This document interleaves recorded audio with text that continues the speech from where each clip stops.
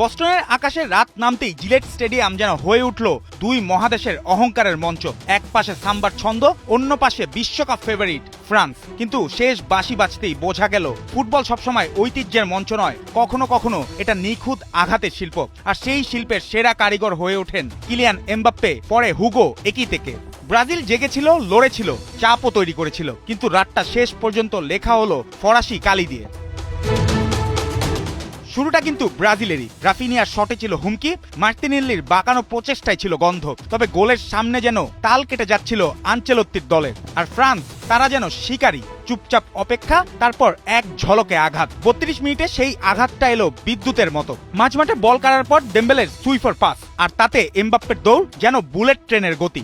সামনে এগিয়ে আসা এদারসনকে দেখে ফরাসি তারকার ঠান্ডা মাথার চিপ, বল জালে গ্যালারিতে বিস্ফোরণ। এটা শুধু গোল ছিল না, ছিল প্রদর্শনী। আন্তর্জাতিক ফুটবলে এমবাপ্পের 56তম গোল। ফ্রান্সের ইতিহাসে এখন তিনি অলিভিয়ে জিরুর ঠিক এক গোল পেছনে। বিরতির পর ব্রাজিল যেন ঘুম ভেঙে উঠে আসে। আক্রমণের পর আক্রমণে ফ্রান্সকে চেপে ধরে তারা, কিন্তু গোলের দরজায় পৌঁছে বারবার দিক হারায় শেষ ছোঁয়া। এর মাঝেই 55 মিনিটে উপামেকানোর লাল কার্ড। ম্যাচের মোড় ঘোরানোর সেরা সুযোগ পায় সেলেসাওরা। মনে হচ্ছিল এবার সাম্বা উঠবে তুঙ্গে।